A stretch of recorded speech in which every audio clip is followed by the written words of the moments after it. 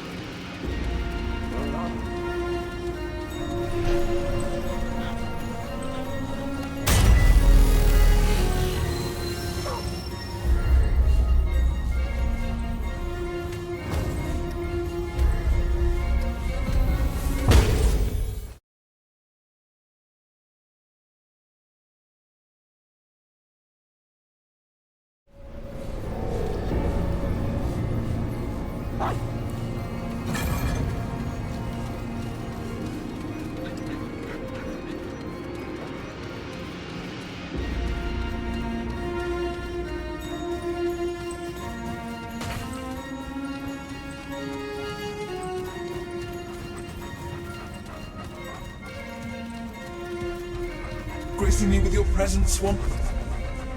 Now, Mue.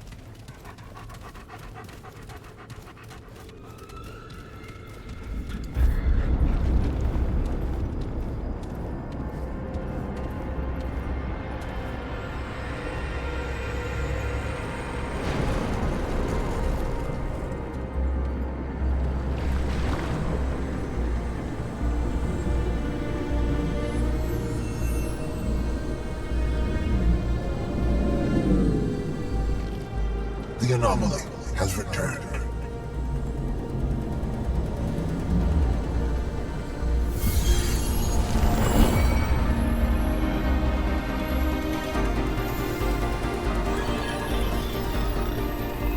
The index is almost complete. One more segment is needed. Is she okay? Yes. Clementine's power stabilizes those realms, not yet lost to corruption. Our bond deepens. She is strong. She is remarkable. But she still has limits. Please, hurry.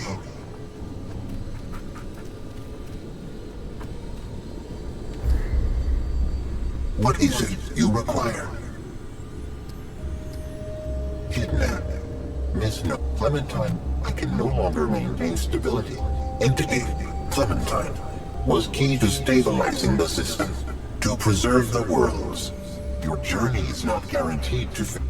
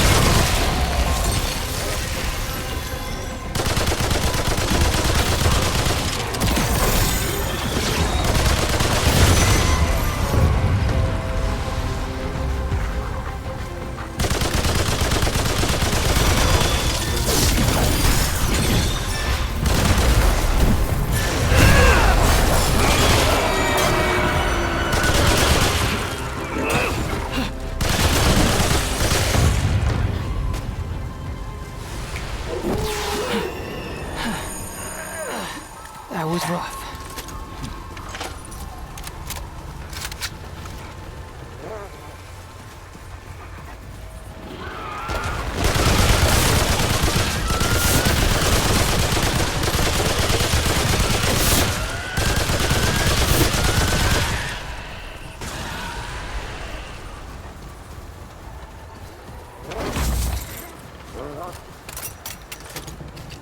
No room for that.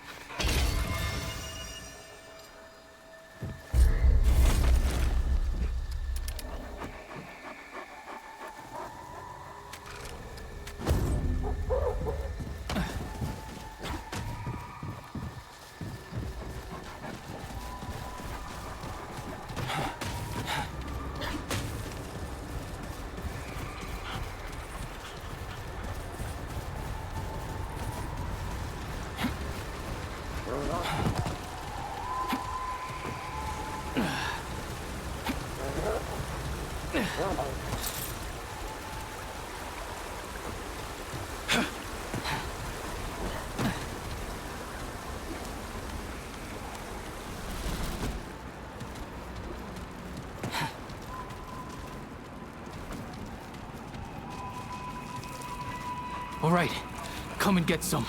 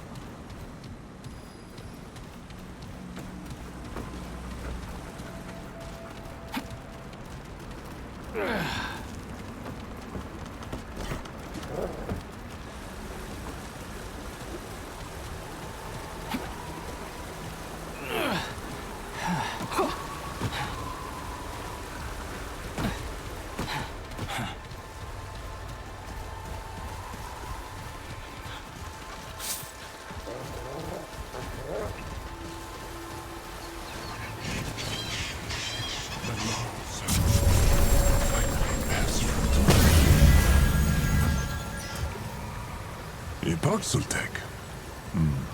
Fascinating. Is it trying to talk to me? Another fever dream, perhaps? Or is it?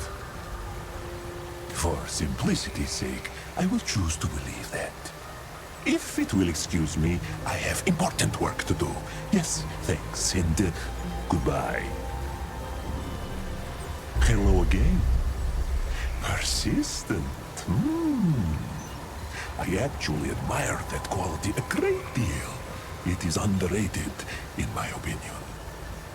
Well, fever dream or no, if the Paxel Tech is going to be hanging around, I suppose I should tell it my name.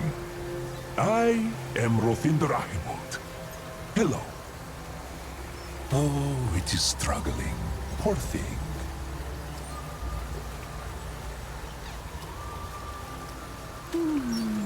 The Paxel Tech dream creature may do as it pleases. Walt has more important things to consider. A pleasant chat. Surprisingly so. Indeed. Thanks and goodbye. It cannot be helped, can it? The curiosity. It is killing the Paxel Tech as surely as it is killing me. Knowledge is the only cure. This mural here on the cave wall, can it comprehend the meaning? A trick question, of course. I have dedicated my life to learning so that I may find the answers I seek and put the pieces together. After years and years of searching this jungle, I have finally found proof of what I knew all along. Of what, it asks. Proof of all that matters in the whole world. Proof that the lost tribe of the Pan does exist. See, I have found the location of their civilization. It is no less than miraculous. Ah, I have gotten ahead of myself, have I not? I do apologize. My manners are not what they once were. I have been alone a long while now. Very long while. What brings the Paxel Tech here? How can Walt be of service? If it is looking to spend, I have a few valuable items I may be willing to part ways with. Funding for my research must be procured by whatever means necessary. A curious mind will lead to the greatest treasures.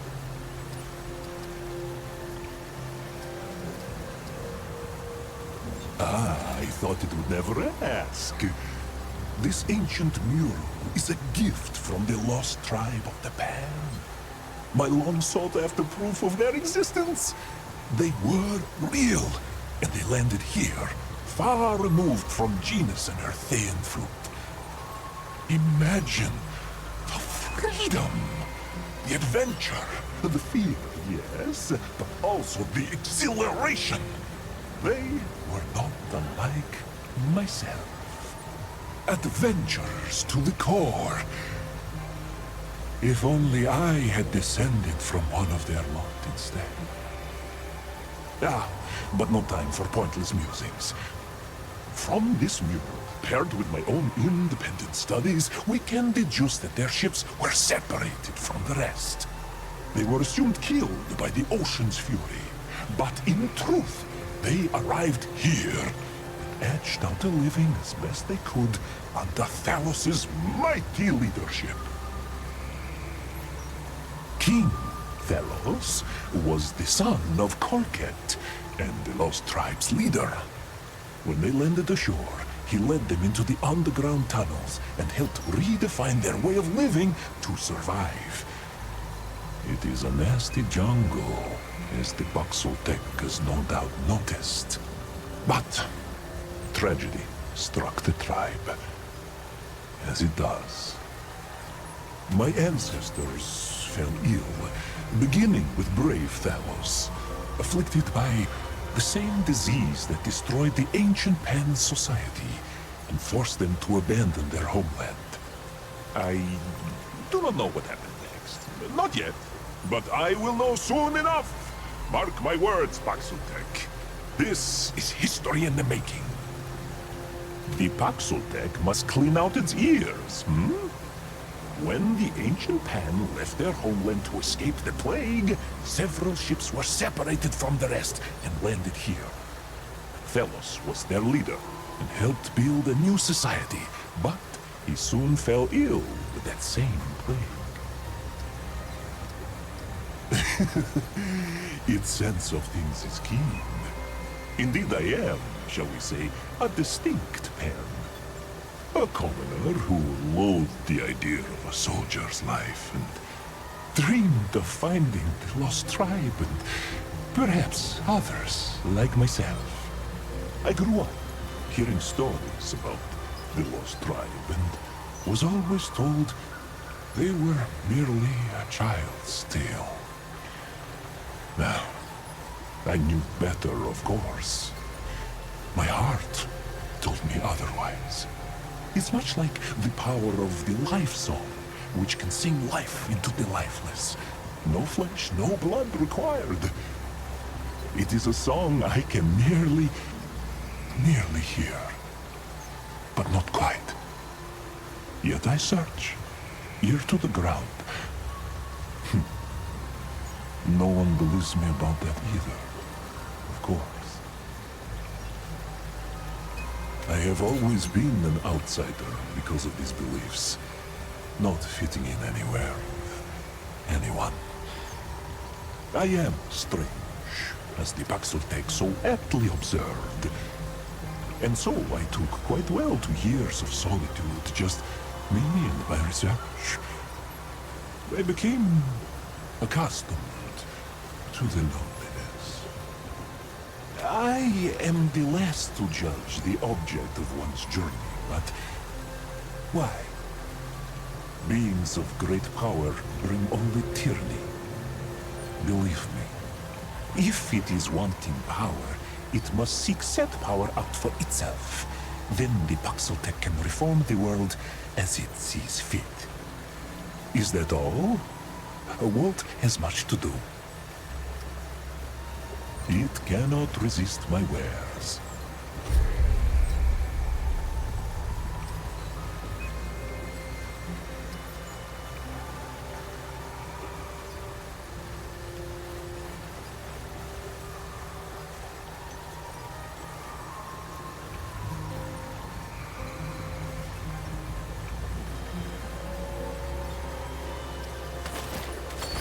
Did the illness destroy them? No, that cannot be true. Hmm? Ah, yes. Goodbye.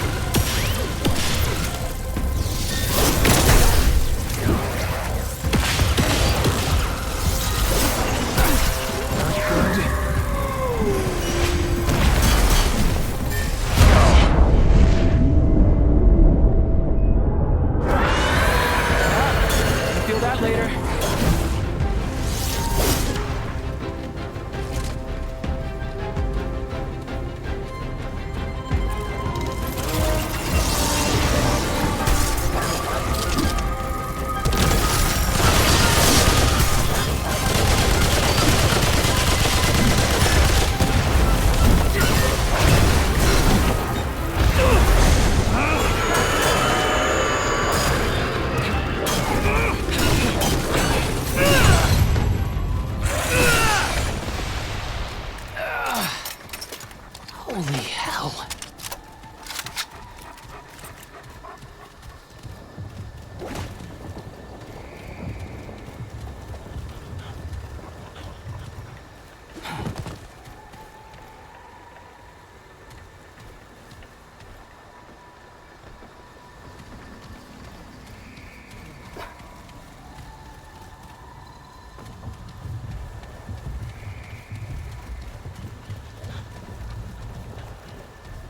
Here they come.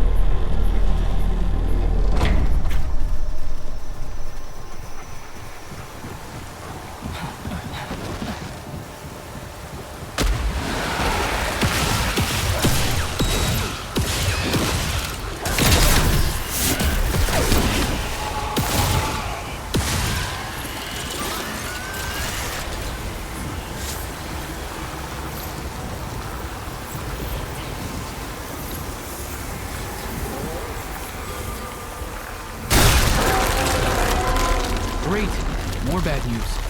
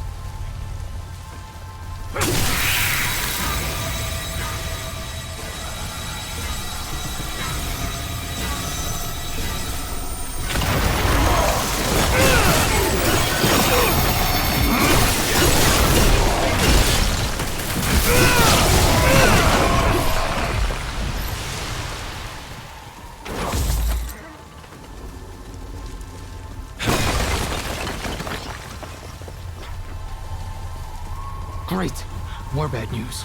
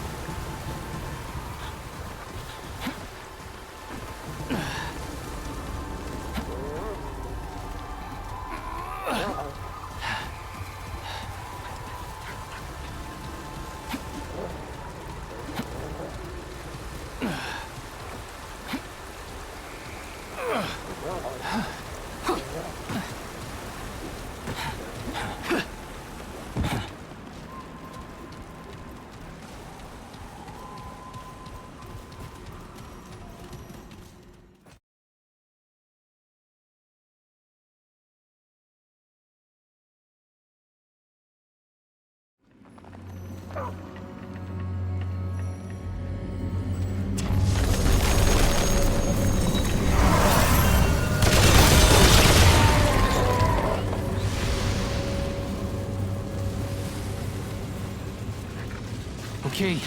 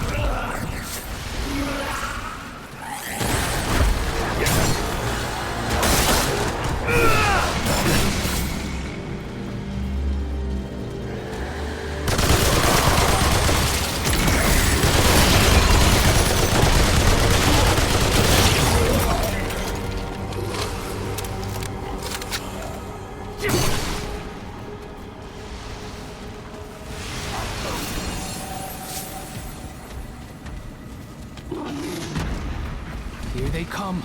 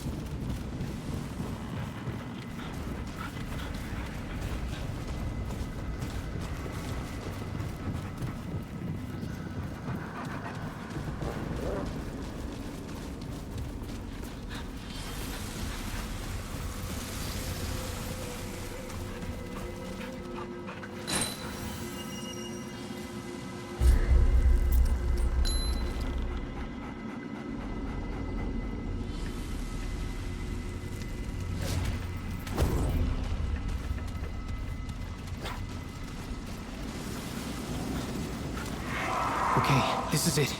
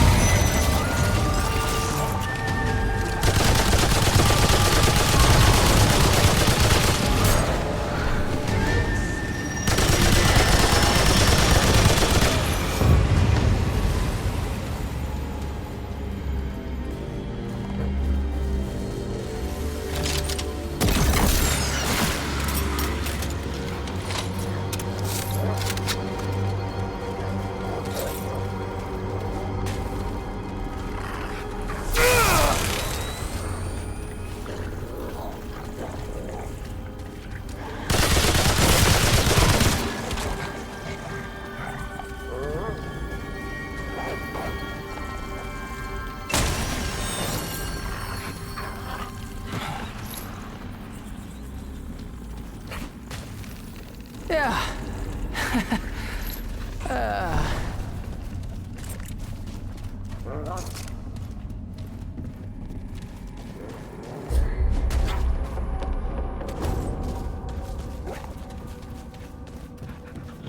This place gives me the creeps.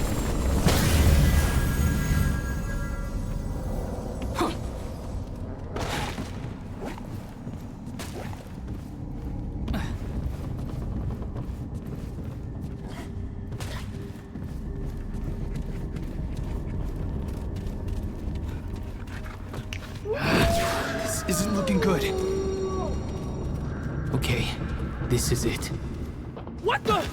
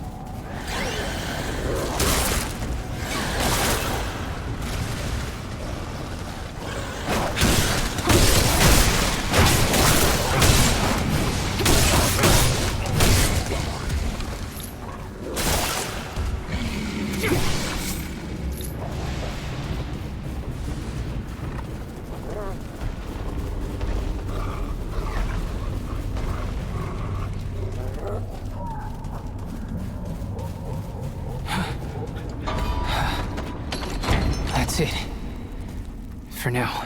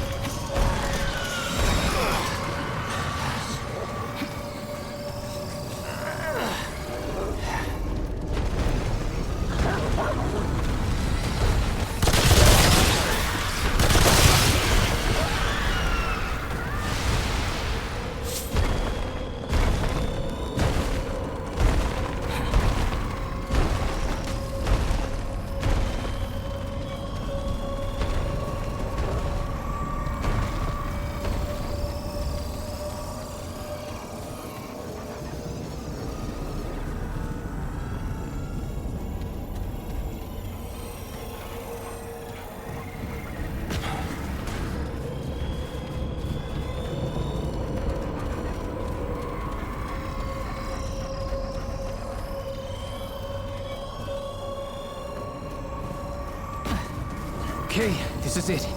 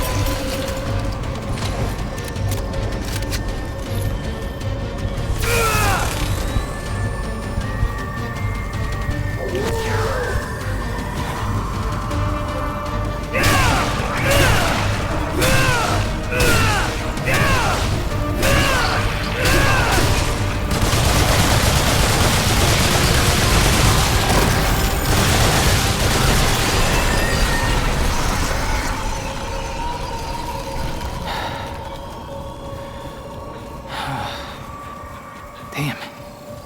Is it over?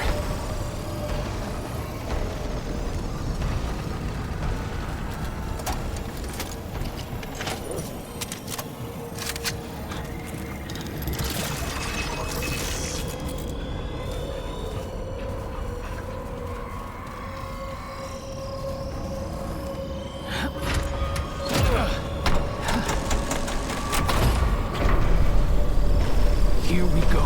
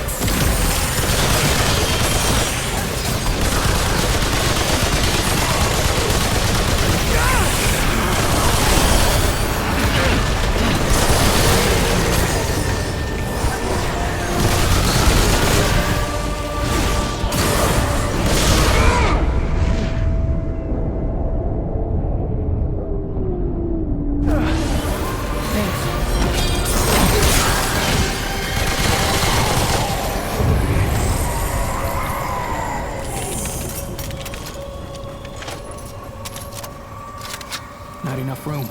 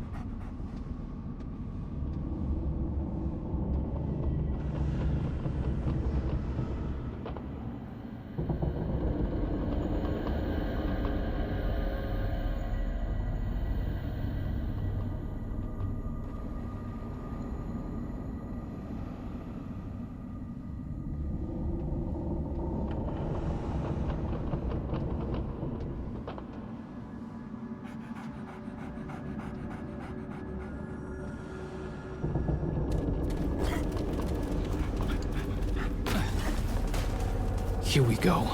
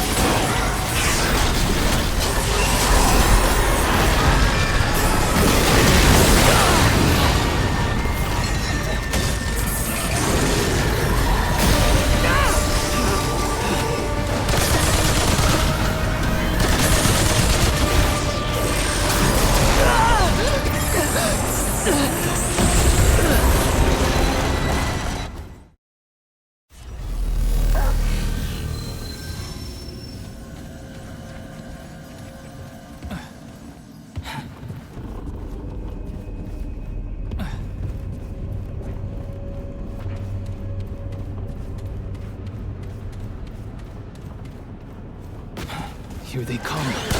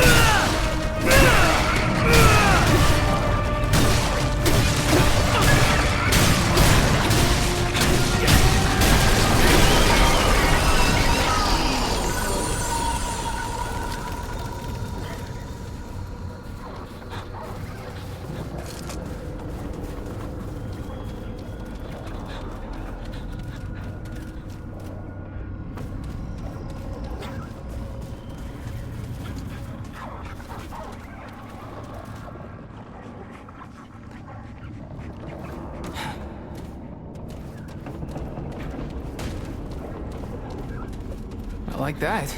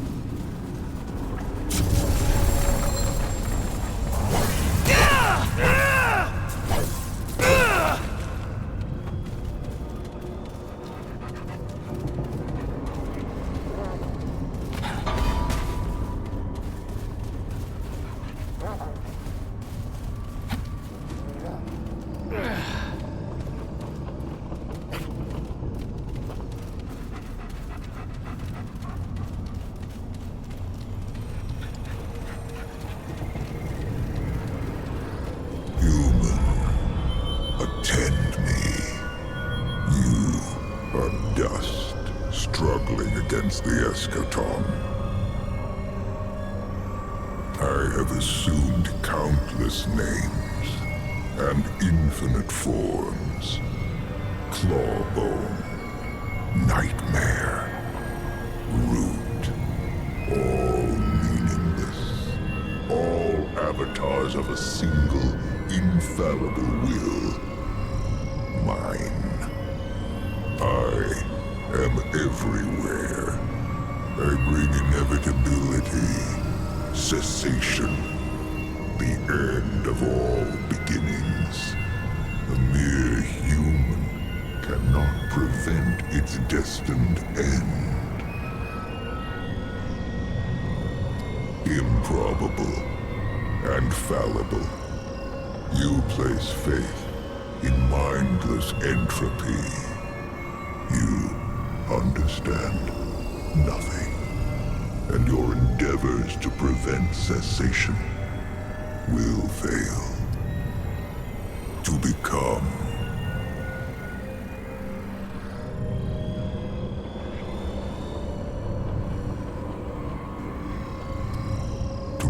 one, to become all, and in becoming, to end. Become one with my will, human. Submit. Serenity. Salvation. Power. An inevitable outcome. I will grant you a sliver of my limitless potential. Accept my power, human, and flounder onward. Kill. Destroy. Ever quicken the end of all things. I will follow you, and I will observe your plight.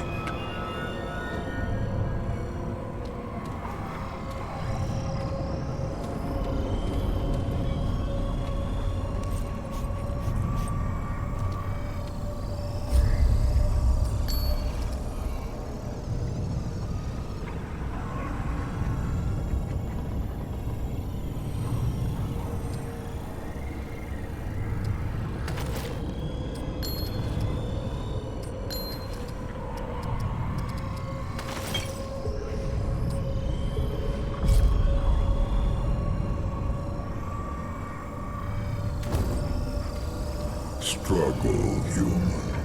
It is your nature. You do not yet understand.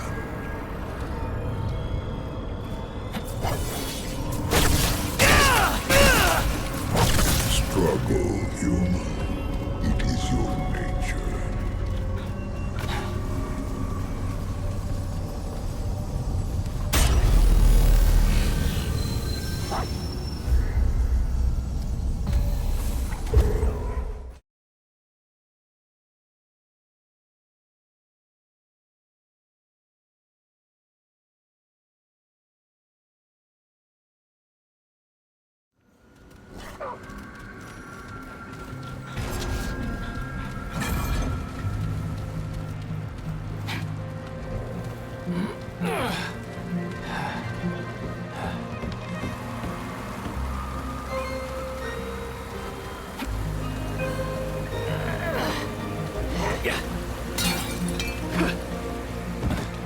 Shit!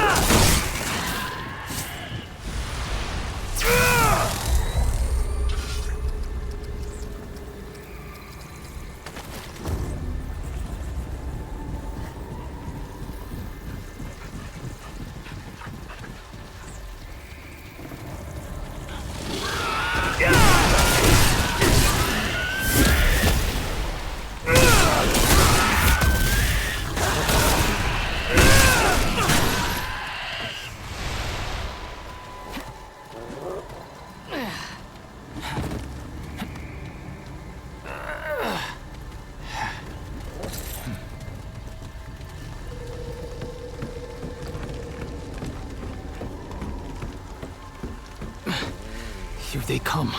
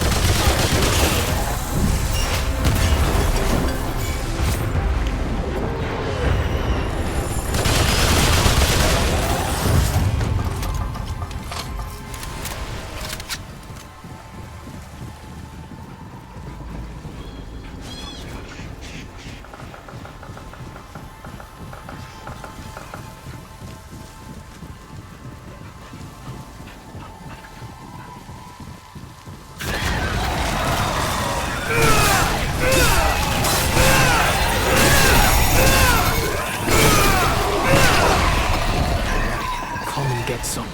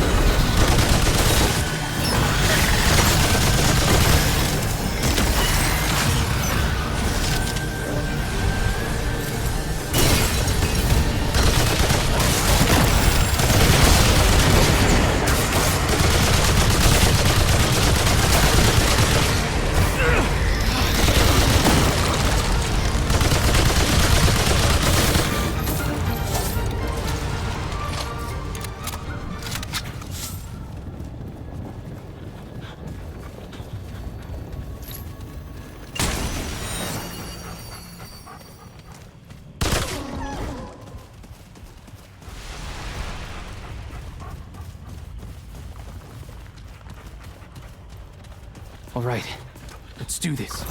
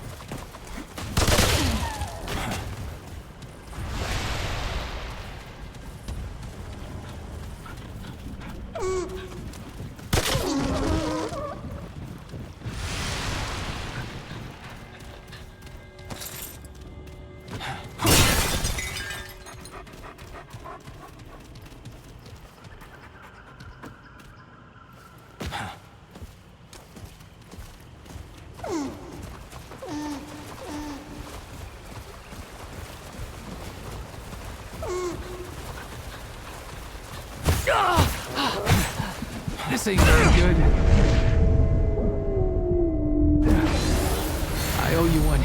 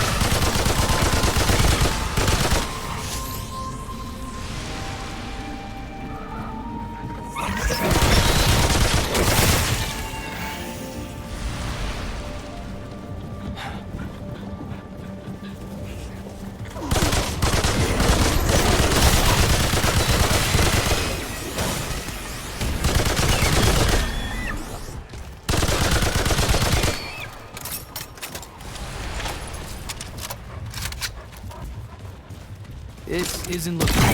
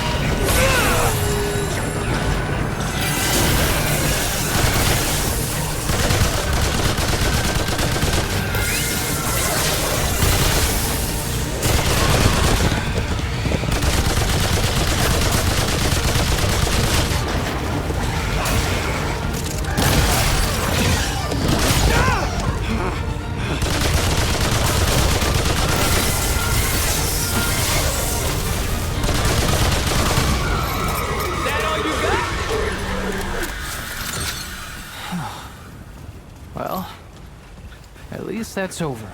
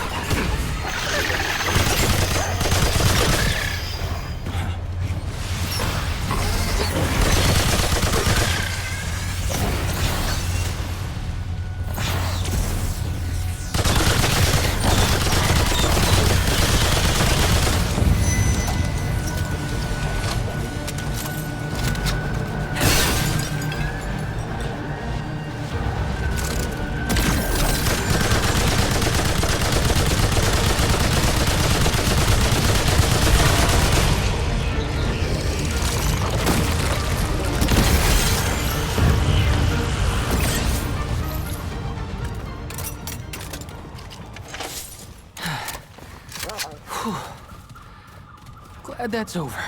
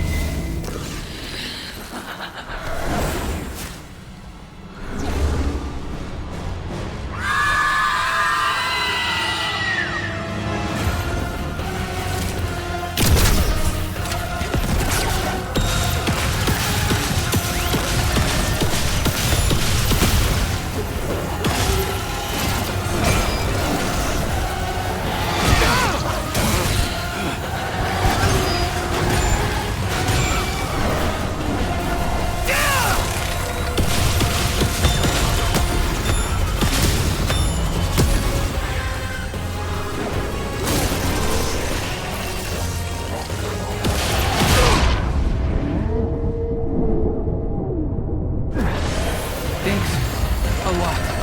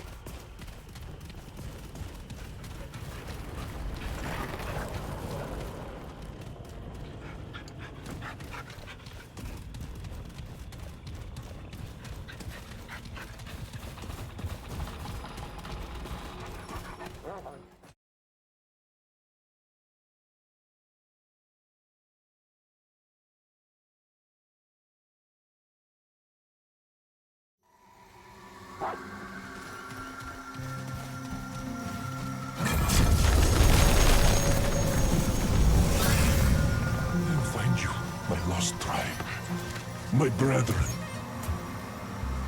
Ah, ah, hello. It is nice to see a familiar face around these parts, even if it is a strange and hornless one. It has arrived at an opportune time. See, I have found another mural. This one is more than I could have ever dreamed of. This discovery is downright exhilarating. The implications, the possibilities, it's overwhelming in the best of ways. Excuse me, I have a tendency to get carried away. Is my Paxotech friend in need of something? I would be more surprised to hear otherwise. Listen well. Thalos survived the plague that had long haunted the Pan. After falling ill, he began hearing an unusual sound that seemed to come from the ground itself. Music. Strange music, with no instruments or voice to carry it. He ventured out to find the source. What he found was her, Lydusa, a goddess of stone. In exchange for a year of companionship away from his people, she promised to cure him and give him the means to cure the others. He agreed.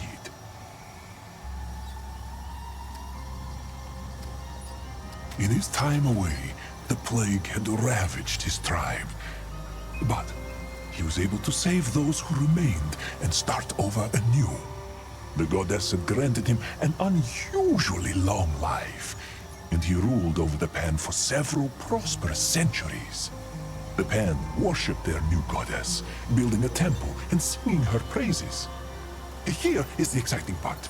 It is said that she grew fond of the Pan and actually taught them how to use her power over the living stones.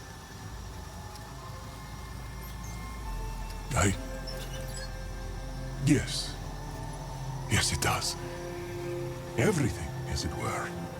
See, I have been chasing this dream since I was a child. I was a commoner, born for nothing but bloodshed and servitude. But I did not want that for myself. I wanted to believe the lost tribe was real, that they were out there somewhere. So I studied, became as clever and useful as I could, and at a young age, I was chosen to serve Genus herself. After many years of loyalty, I was assigned to a mission to explore the uncharted jungle. It was the chance I had been waiting for. So, here I am, chasing my dreams across cave and jungle. And finally, I am nearing the answers I have long sought. I am on the trail, my friend. They could still be out there. Or if not, perhaps the secret of their power over stones. This could change my life, change our whole society. Oh, but one step at a time. I must not get ahead of myself. There is still much to unravel. I can hardly stand the excitement. Watch that fleshy mouth, Paxoltek!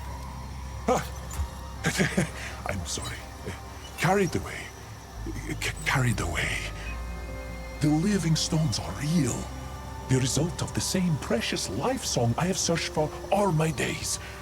I knew I was meant to find both the song and the tribe. Now I understand why. Walt is a servant of fate. Does its furless skin have chills yet?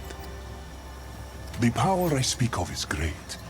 Lydusa selfishly kept much of it to herself, but she at least taught the lost tribe to hear the music of the stones and control them in some small capacity.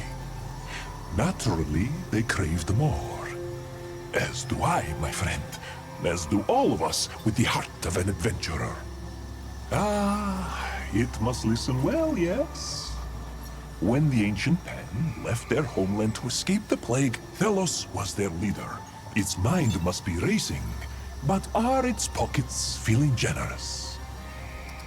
Research is not free, unfortunately.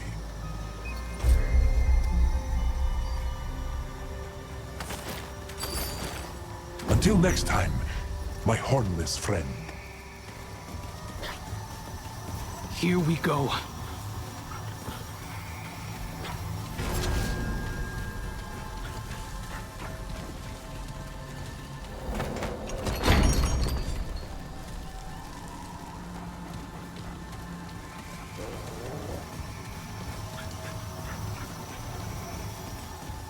find you, my lost tribe, my brethren.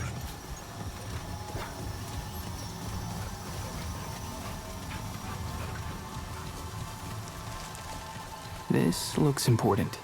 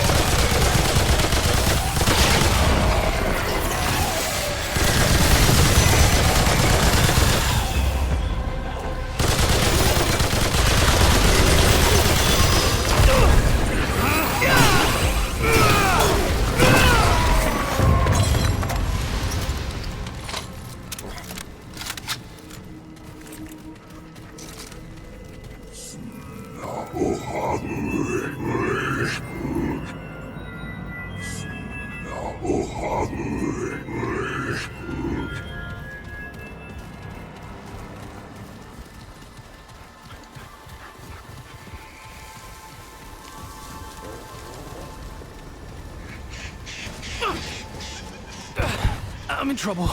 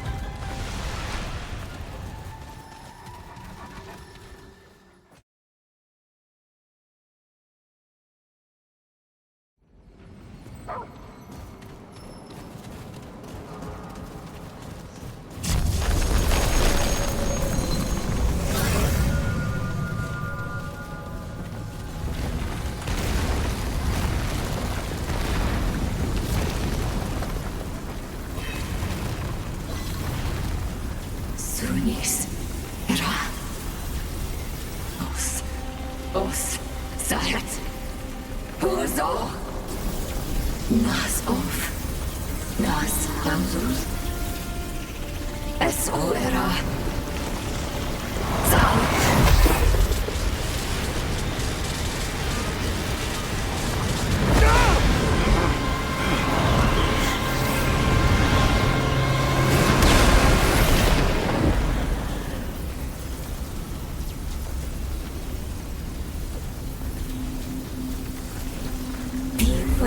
Hoofless beast.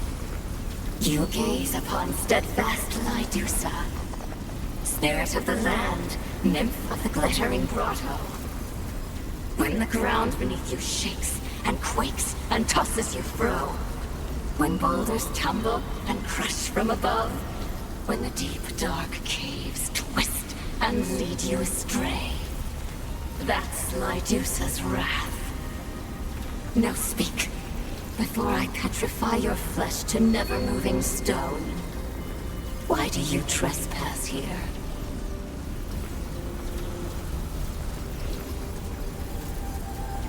Why? To slay it? To reap of its power for your own beastly gain? Lies and lies and lies again. Mortal beasts can never be sated. Offered a pebble, they seek a mountain. Lydusa is the only goblin here, and there's nothing of mine left to take. What's most precious to me has already been stolen. The wicked beasts, the hooved ones, they stole Lydusa's precious thing. Without it, I can't tell my singing stones to cease their song of wrath. Yes, the singing stones belong to Lydusa. Once they sang only sweetly. It was my magic that first sung them to life. A song to make them twirl and dance like wind-caught sand. But the wicked beasts twisted my sweet song to screams. I screamed and screamed. Now, poor Lydusa has lost something precious. The beasts stole it and locked it away. I can't sing without him. You, hoofless beast, will find my precious thing and return it to me. Do you feel the stone flesh within, turning your inside cold and still? That is my curse, the touch of Lydusa. And I won't lift it until you bring me what I seek. I don't remember. But it was precious to me, and it was sundered, stolen. Without it, I am shadow split. I am not me. I'm not Lydusa. When you find it, beast, you will know that it's mine. That it is precious. Now go, before you become petrified and useless. Few mortals deign to ask. They only demand.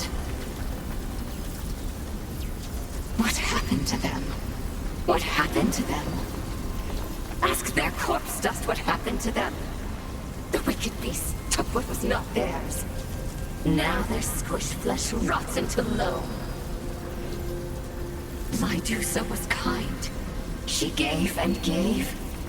Wisdoms, magics, even the sweet lilted song of the stones. But it was not enough for the beasts. Never enough. Not even in the end. Wicked, wicked beasts.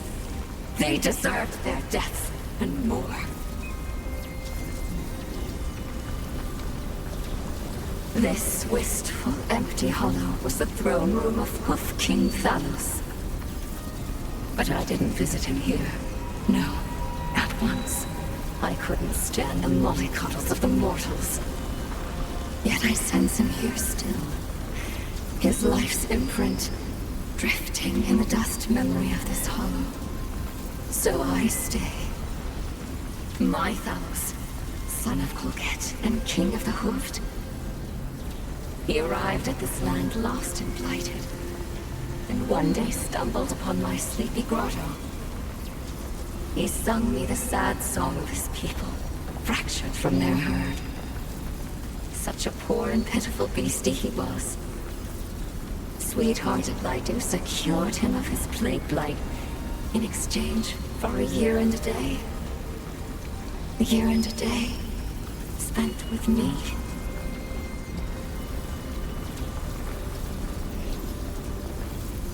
Without her sisters, poor Lydusa had grown so lonesome.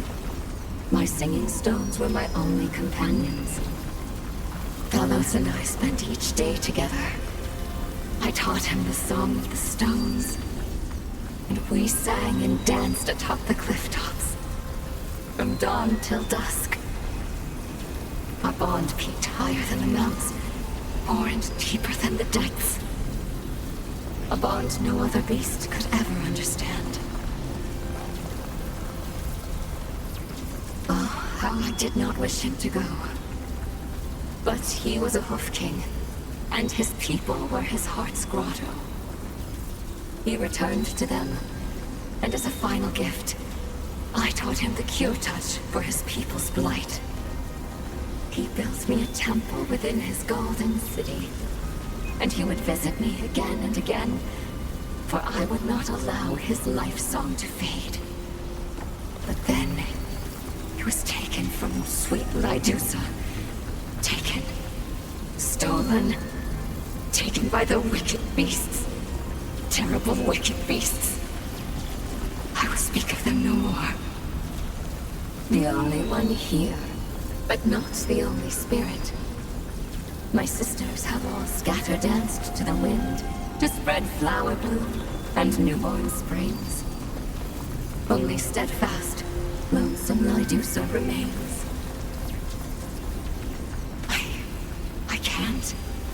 I cannot go, beast. Not until I take back what is mine. Not until I'm me again, unbroken from all these pieces. Made whole. Until then, I remain here. So that is the dreadful stench drenched upon you. Hoofed ones, here. No. They should all be gone. My singing stones will crush this wonder hoof. This beast is as naive as a newborn pebble. The hoofed ones are all muck and dirt water on their inside. Soft, sweet Lydusa taught them the song of the stones. Singing stones to heat their food pots, cradle their little ones, carry their packs. Yet still they took, still they stole, still they hurt. I too trusted them once. I thought them harmless. But only lovely Talos was a gem carved from a different rock. And the wicked ones took him too.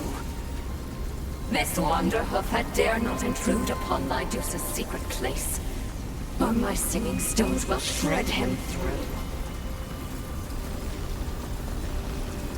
Then why are you still here?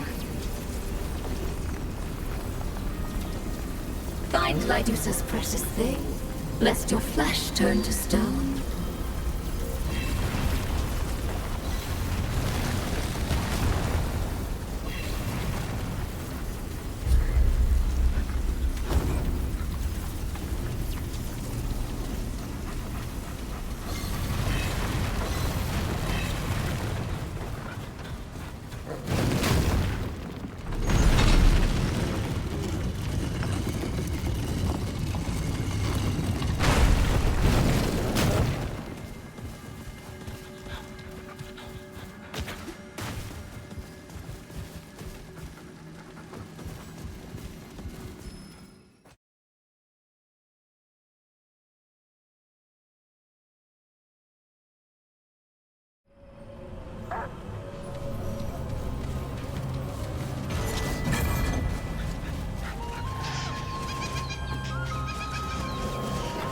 Selfish goddess. She tricked our poor king. They had no choice. Sometimes one must do what must be done. They had no choice. Oh, ha! Forgive me, my friend. I have a lot on my mind. I found another piece of the story, and I am another step closer to the truth. It is tragic. Bloody. A betrayal, some might say. But they would be wrong. That is just the way of things. Trust me. I know all too well. Anyway, does the Puxeltech need something? I have new items on offer. My life is an unending slew of questions. Speak, friend. The priesthood was formed in service to the goddess, and she taught them alone to wield the power of the living stones.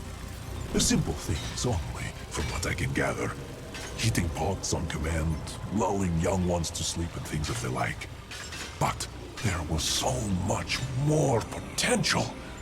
This divine power was right at their fingertips, but she selfishly kept it to herself. It must have been maddening. Yes, I'm certain it was. They made a plan to trap her. One day a year, she took mortal form and required Thalos to lie with her. Our noble king was dubbed the Bloodless King because he never sired a child. It was because of her. He was under her spell.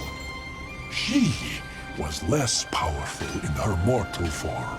So, when that night came around, they used their own ancient magics and captured her.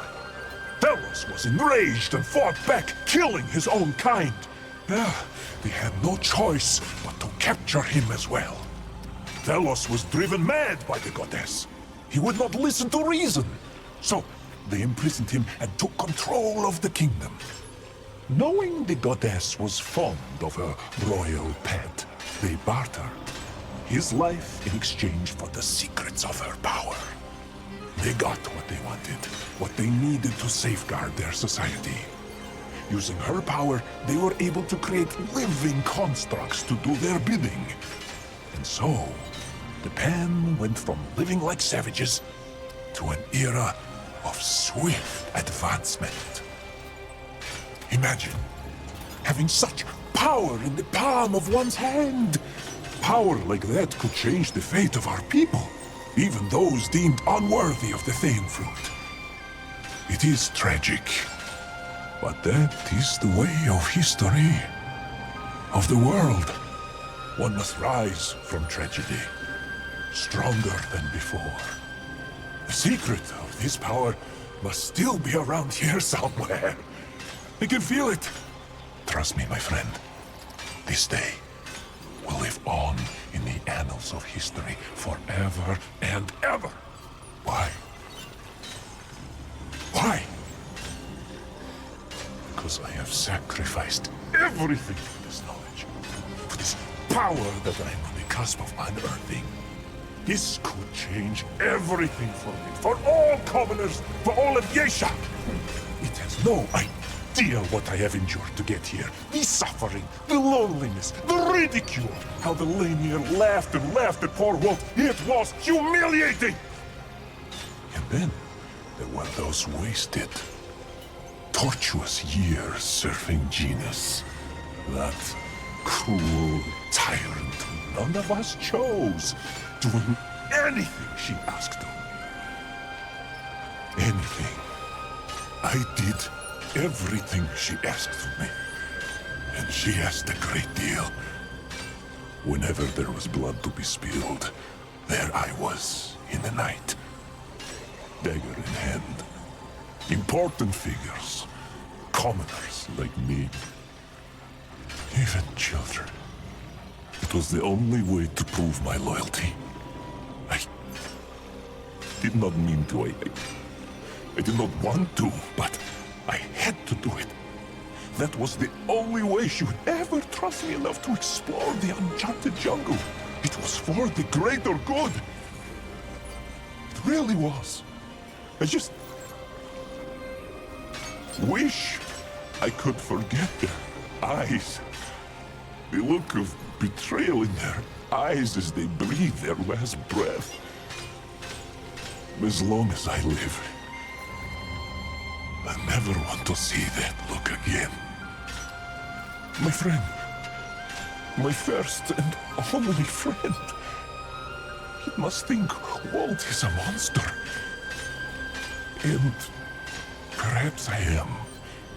But my heart is true.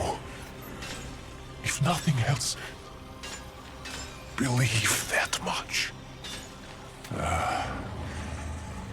Must I return to my misery, or is my Paxotech friend wanting something else? I am so close.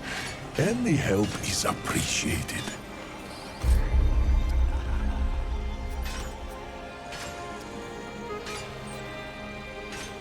I hope my friend's journey is fruitful.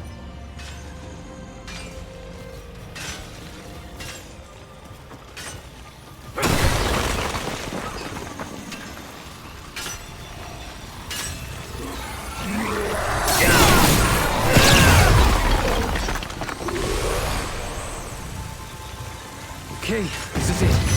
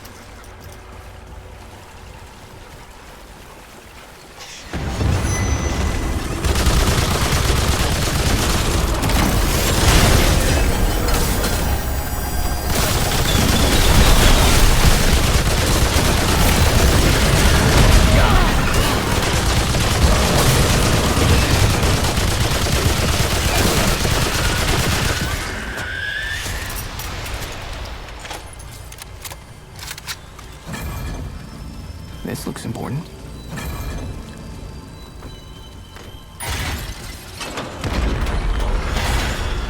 It's not working. I must be missing something. Okay, this is it.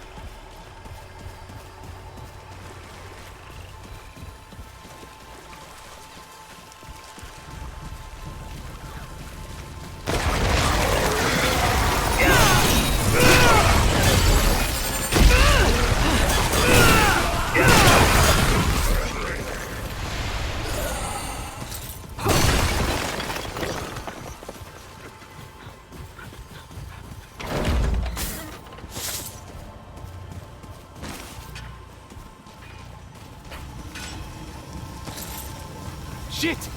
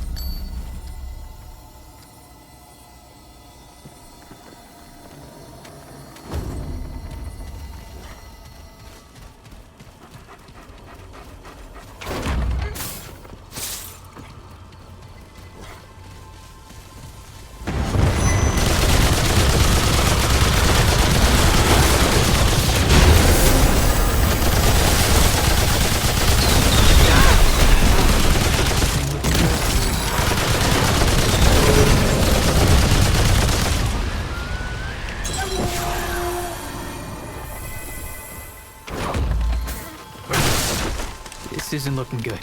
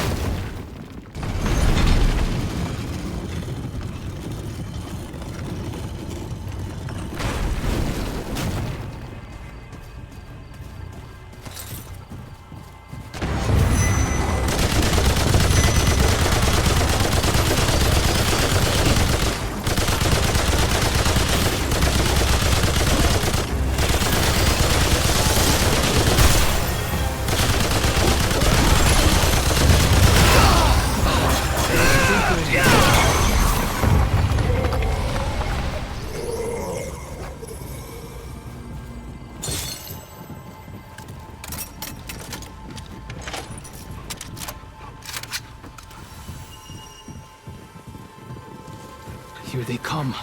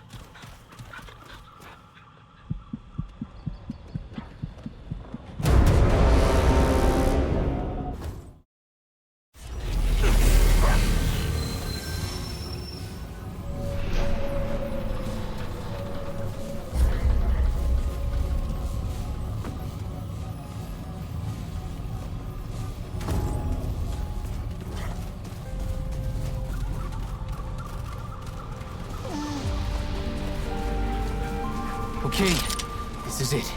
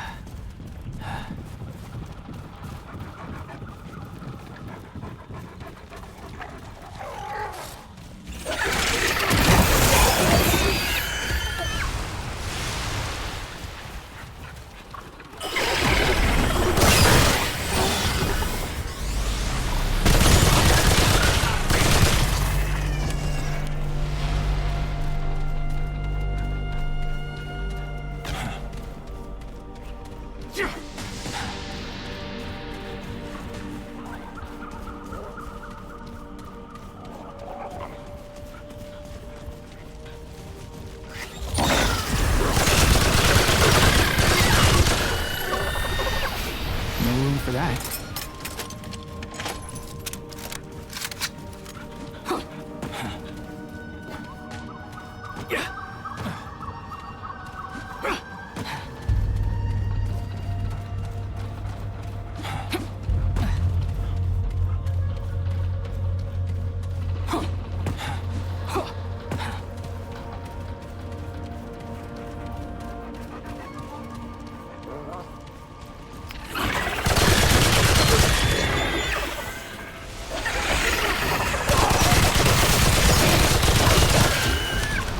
Well, out of room.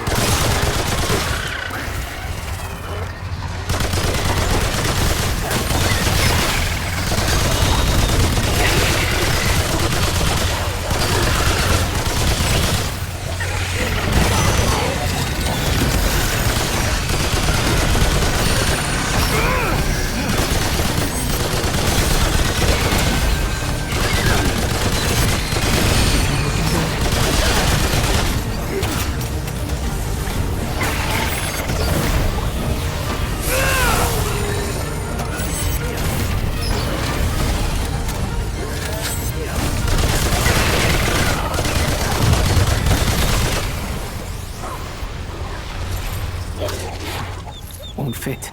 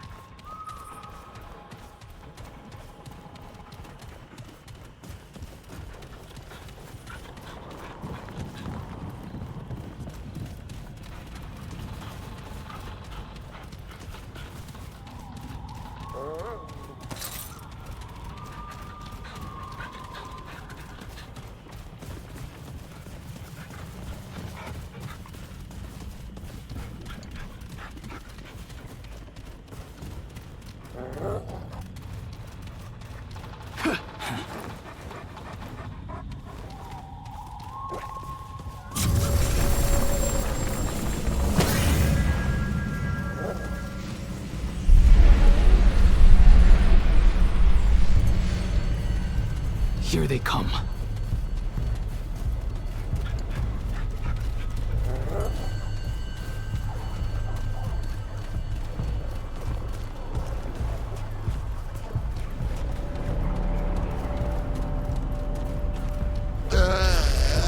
Blade and spear, shield and stone. To arms! They come! They come! They come! The rot! They... Oh, a Paxel tech. A terrible wonder, even for one who has seen many wonders. If its kind walk Yesha foreigner, then surely the wheel of the world is set to turn again. Perhaps it will grind me at last. Pain now outweighs peace in the measure of my days. God murderer.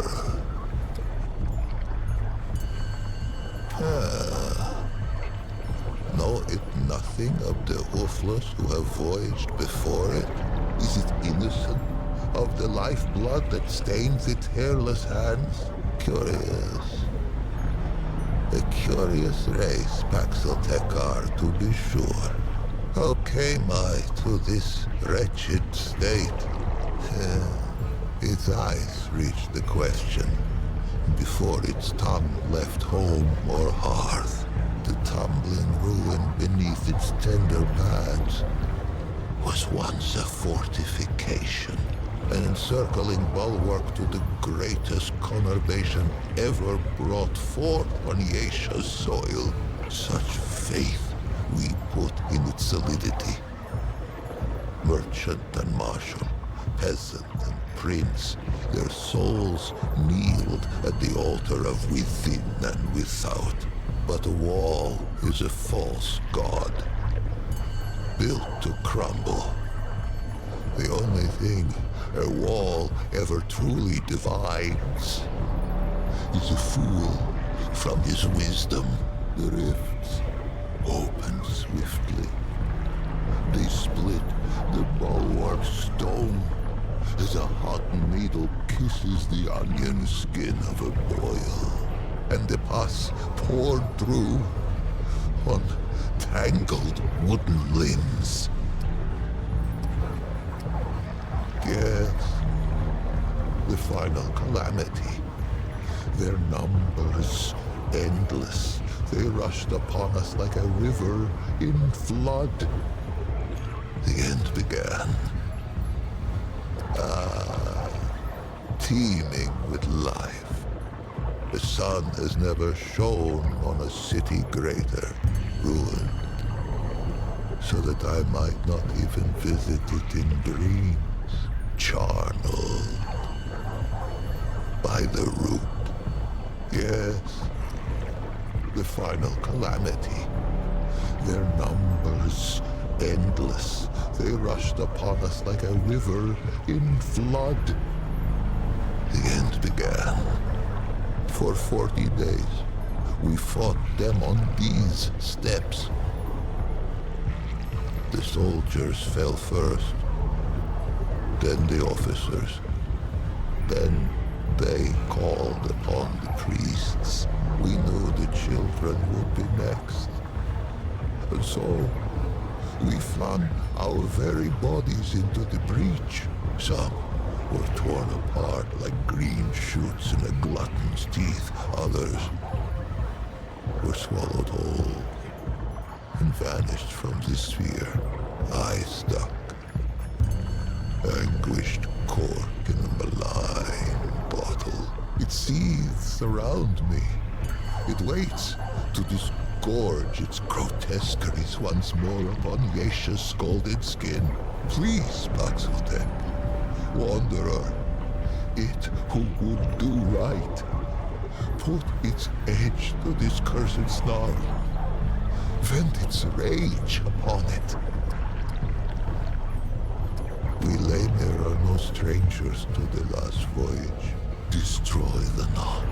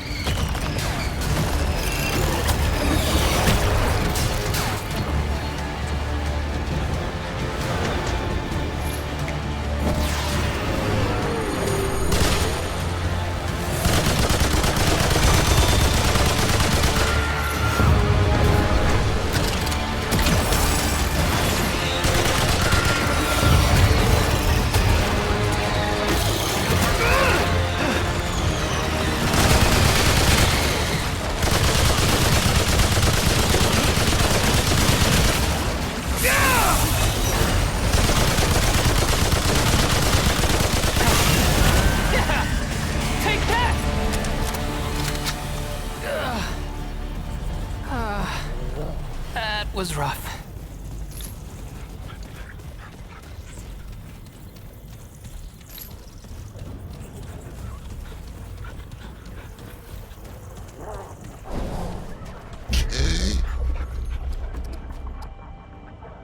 I gave myself to death lifetimes ago. And when death refused me, I clung to despair. I dared not dream. I dared not. Paxaltag. I have not tasted air unmixed with the foul humors of the tangle in an age's age, nor dared I dream that I ever might again, much less feel the soft touch of good soil beneath my hooves, or the kiss of the wind on my free fur. Faithless, faithless have I been, and yet Paxaltag came, with war in its right hand, and temperance in its left. The Paxaltag came, and I am saved. Two-handed warrior. It has my allegiance, whatever may come. Paxaltag have a gift for death, this much is true, but they are not all destroyers. Perhaps if it fights with us, perhaps the root may yet be crushed under the wheel of time. Take this, though it be a relic of Welamer, stewards of death. Wield it in defense of life. I think I shall linger here a while yet. Many are those who fell on these blood-soaked steps. No, some are now naught but bones. They each deserve the funerary rites of royalty. These I shall endeavor to complete with whatever time is left to me. If its road should ever wind this way again, grace me with a visit. There are yet tales of Yesha, I might tell it, if it cares to hear them shared. On the contrary, it has been ages since I felt so very much alive. Let us first be properly introduced. Once I was called Lich, foremost of the Lemir. High priest of the dead. How I gloried in that title. Would that I had known the irony. A funerary priest of the deathless, the highborn, one who wraps the powerful in glory, and then we guarded the flesh of the great and sought their resurrection. Among these trusted sacred pan, I was the utmost. I relish the favor of her a funerary priest of one who wraps the powerful in glory, and a Muslim who seals the secrets of the eternal empress with sweet seed oil and with night sap. We guarded the flesh of the great and sought their resurrection. Among these trusted sacred pan, I was the utmost. I relish the favor of her permanence. More fool I. For many epochs, the highborn did not fear the flow of time, for the fruit of the Thane tree kept it at bay. But there are other ways to die. Misadventure. The Eternal Empress dreamed of defeating this final terminus. If life could be taken, could it not be given back? The flesh was preserved against that question's answer. This was the province of the Lemir. But let us start at the beginning. Much would I have it know. And to know all, it must know what is first. Would it hear the history of the pan? In the time before time, The Pan lived in the place that was.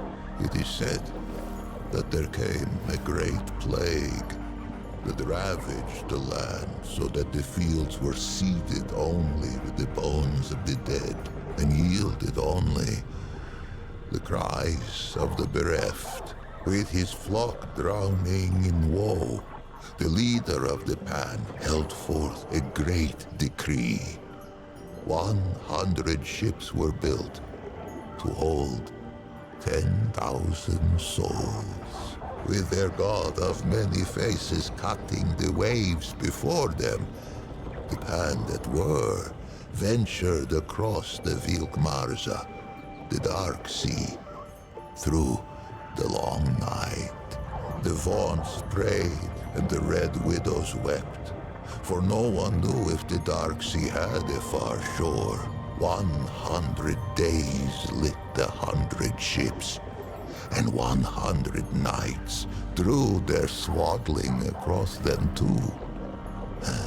But on the 101st day, as the Red Widow in the foremost ship bowed her horns to the god of many faces, a bird lit between them, singing, "Glory to the Pan, for they have reached the King Mother."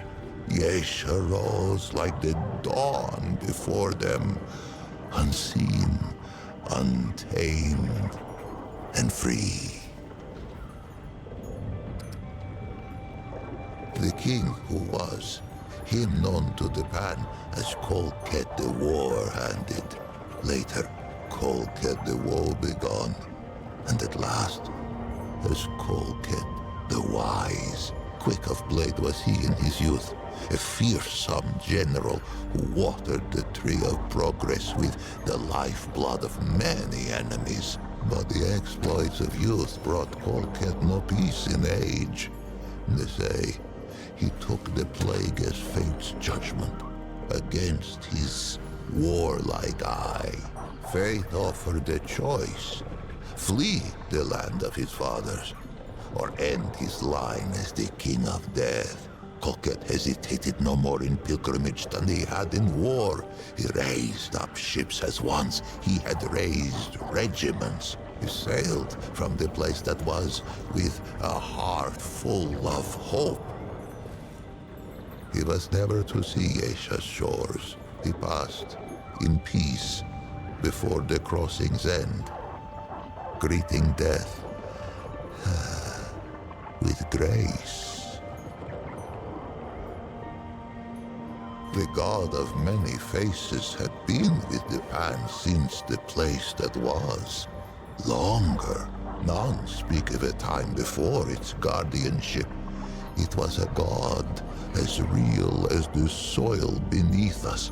A god one could visit, a god one could touch. Its ways were not known, but all agreed it loved us and ever would. Nor would I have it here of this, for this tendril twines with its own.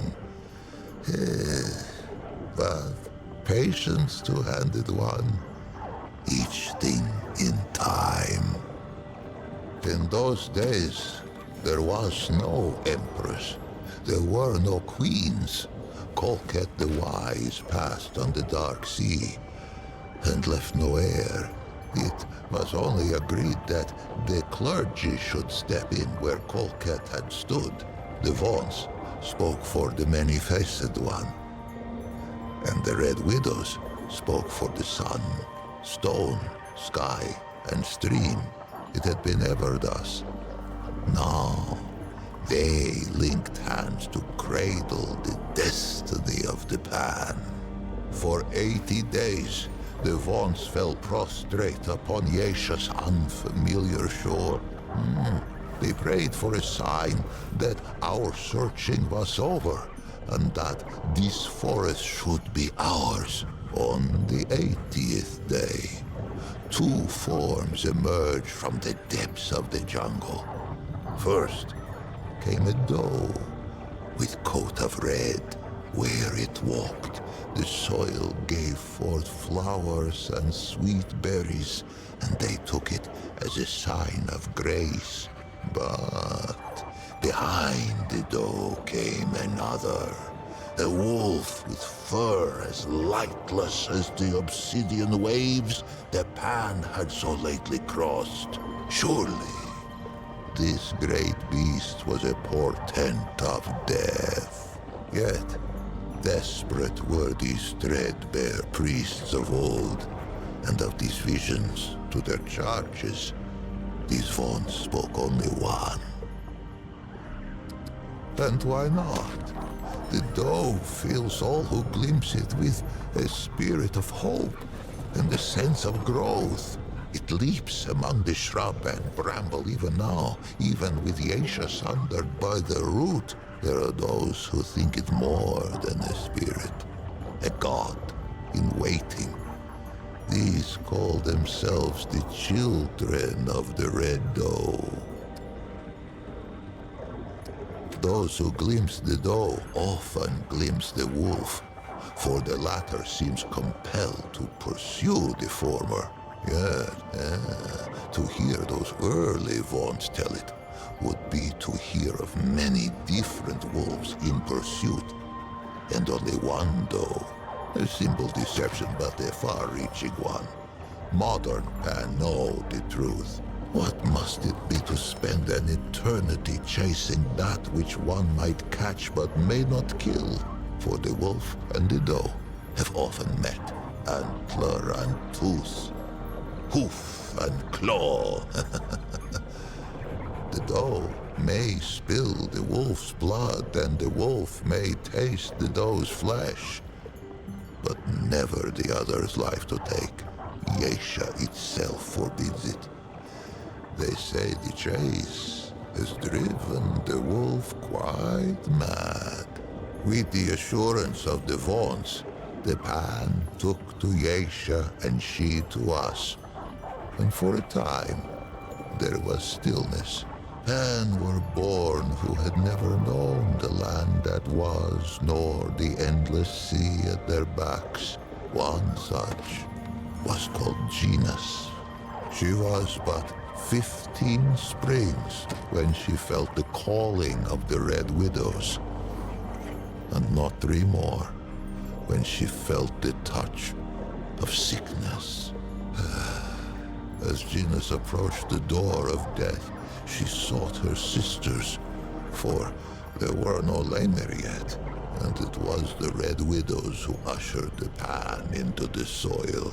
But Genus's malady was known to the Widow Mother, to her, to the Elder Pan. It seemed the plague had found them again, even on this distant shore. Genus was shunned, cast out into the jungle, and her name was forbidden from Pan lips. None among them could have foreseen what would come next.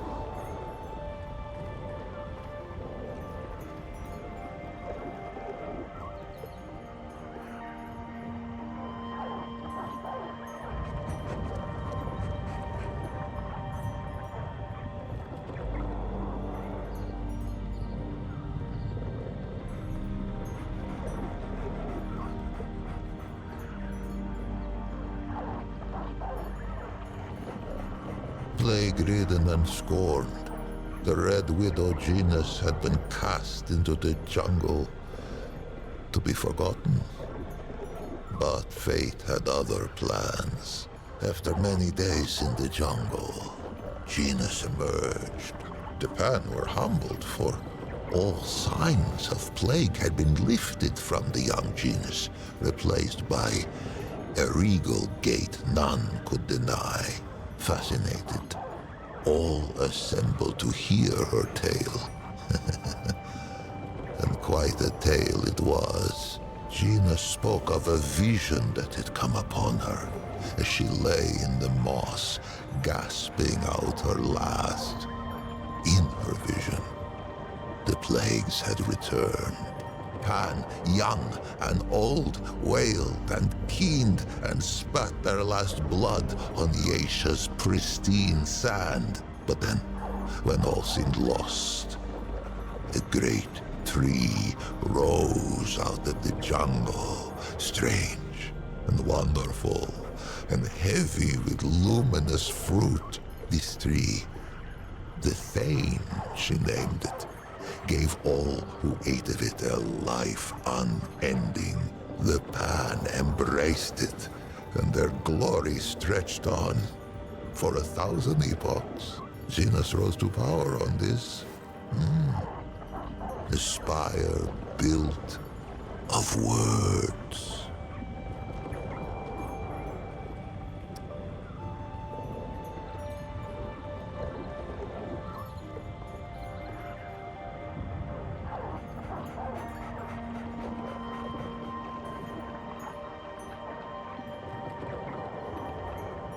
By spreading her message of doom and salvation.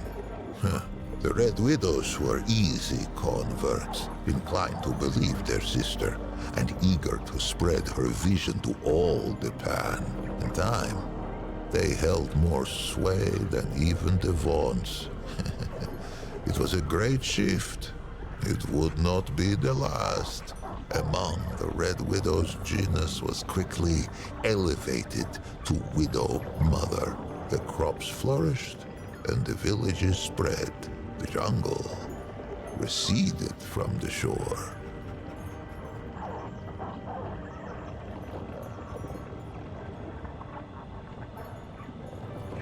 It is difficult to say. Zenas has had charge of her own legend for an age of ages. Suffice to say, there is enough truth to her vision for me to know her personally, though I was born some 30 mothers hence, and yet, in knowing her, I find its question impossible to answer. But we get ahead of ourselves, two-handed one. Many seasons passed, and Zenas grew stooped and lined as all Pan before her had. In her 77th winter, Zenas had another vision. The Thane called to her, and she told her people it was time to seek it out, for the calamity was imminent. 500 Pan were assembled to undertake the expedition. Zenas herself, a contingent of Red Widows, a party from each of the villages. Many imagined they would never see their queen again. Those that lived long enough came to know the taste of those words. When Zenas, now as young and beautiful as the day she first beat death, emerged from the jungle once more, with 49 immortals at her back, she had been reborn a second time, as an Empress Eternal. For years they searched the forest, battling hunger, storms, and beasts red of tooth and claw. 20 winters passed. Many succumbed to death or to doubt by the 21st spring. Only 5 Red Widows and 44 common Pan stood at Zenas' side. It was they whom she led into the clearing. It was they who beheld the Thane. It was they who tasted the fruit and felt time's weight fall from their shoulders. No plague has touched the Pan since, but calamity wears faces nearly as numerous as our god of old.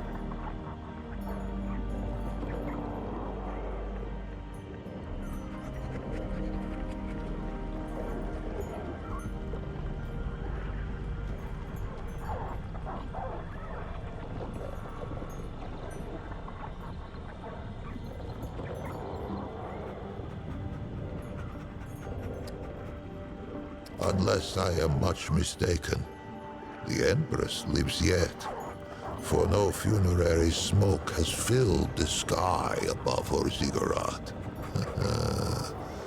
If the pan vanish from Yesha's soil, I imagine she will be the last to depart. With death thus leashed, the eternal genus and her immortals brought forth an empire heretofore unknown. Great ziggurats were hewn from the living rock, and at their feet grew great cities lit by arcane magics. Genus's prophecies all came about, save one. If only the pan of that epoch had wandered as it does two-handed one. What of the great calamity? But none worried, save a few vaunts. The old ways were dying, and the Empress was not. No achievement seemed beyond the reach of the pan. It was then that the wolf came.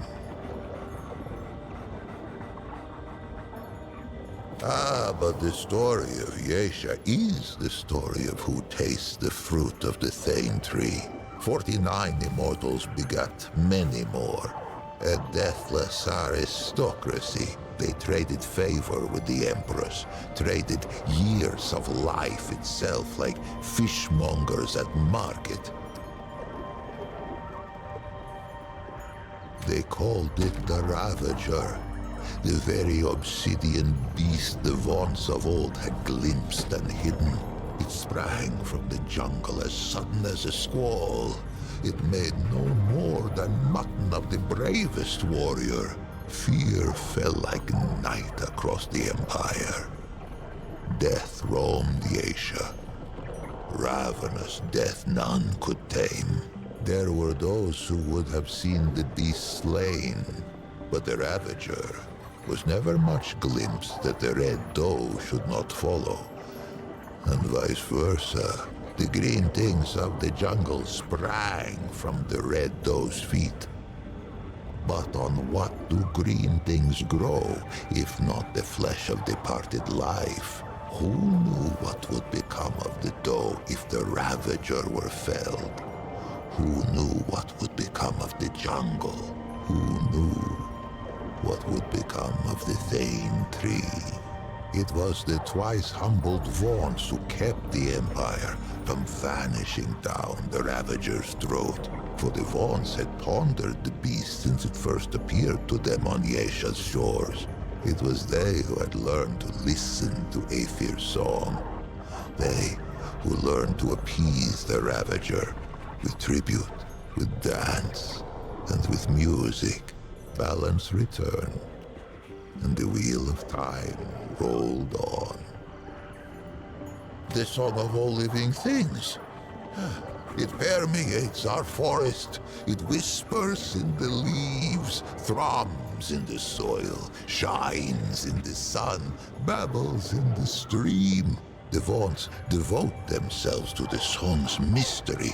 They play it to tap its power, as other pan might use the energy of a crystal, or the heat of a flame.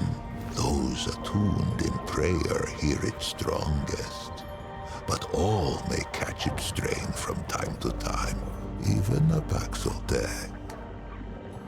Who is to say? For that was hardly the last calamity to befall the pan at Yesha. With the Ravager appeased, the Empress dreamed of rule eternal. She should likely have had her wish. But for one thing, the Thane tree, that of the fruit of immortality, began to die. For many lifetimes her permanence hid this knowledge from all who served her, slave and immortal alike. And why not? She had amassed a great store of fruit, and surely something could be done to save the tree. Why crack the very bedrock of her society? But the tree's decline could not be arrested. Fruit was rationed. Noble lineages withered. We lay mere once prepared for the final death of death only those immortals who had fallen in battle or by misadventure. Now, we found ourselves winding wizened nobles in sap and muslin by the hundreds. Perhaps what came next was inevitable. Rebellion, insurrection, revolt. This was the fire that was to sweep through Yesha's jungle. For a life of lifetimes, the Eternal Empress had hidden the decline of the Thane Tree. But like the Vaughn's of old, had underestimated the power of one young, plague-addled Red Widow. Genus herself failed to foresee the power of one called Navun. Navun was one of her Eternity's own guards. How she learned of the rot at the roots of the Thane Tree, I cannot say. I know only that she had no taste for the Empress's deceptions. Navun fled the ziggurat and spread the news far and wide. Her words found home in the ears of the gull. Yesha's slave caste. No slaves could hope to challenge the power of an immortal aristocracy. But what about a nobility in disarray? One where the great and powerful would soon fight for scraps of fruit like bare-ribbed dogs. They rose, first singly, then in a tidal wave. The Empress found herself at war. Perhaps she might have won, if not for the Destroyer. Ever was Gina served by the Red Widows. She was still Widow Mother, is still, if such a thing has any meaning now. Some among the widow's ranks forswore tenderness, and became instead her permanence's highest guard. Genus herself had been the lowest widow in her order, and she had turned Pan society inside out. How fitting, then, that the last and least of her own widow guard should become her greatest adversary. It bridled when I called it God-murderer. Surprised I am that it should know so little of the deep track its kind have trekked across our soil. Let us walk those prints now, that it should be enlightened. It has heard of Yesha civil war, of slave with blade of hoe to neck of noble, and noble with point of sword to belly of slave. Into that tempest walked one of its kind, Paxeltech. I cannot say why, though perhaps it might someday tell me from whence.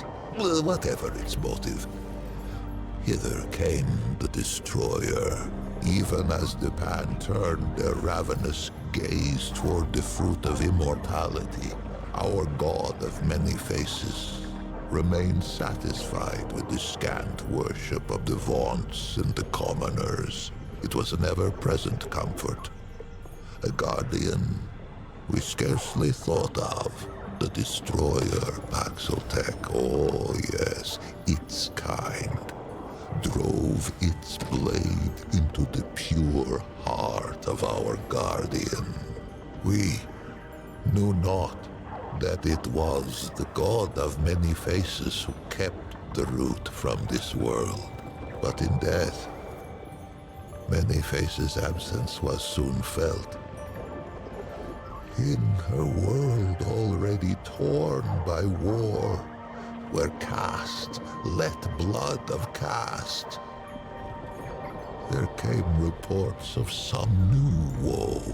Travelers spoke of twisted horrors on the road, but we who relished in the weight of this wall only scoffed. Who knew that the very air could rip, that the world itself could tear and spill like a wineskin under hoof? Oh, how we fought, Priest and prince and pauper, side by side. Our world's lifeblood drizzling through our fingers as we clutched at the hanging tatters of Yesha's slit throat. Most perished. And I became enmeshed. I thought our tale told, our race run. And yet, among the Pan, there is a saying. Why just ask the Rin? I gave the impression perhaps that Yesha was uninhabited at the arrival of the Pan, save for the doe, the wolf, the birds, and the beasts. This is not so. The Rin slink Yesha's canopy on leathery wings. Perhaps they want not to defend their forest. But Lash and Lure put that to rest. Lash in that no Rin could hope to withstand the onslaught of energy we Pan have learned to draw from Yesha's native crystal.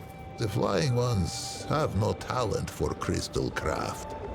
Lure in that under normal circumstances, Rin eggs reach maturity only with great difficulty.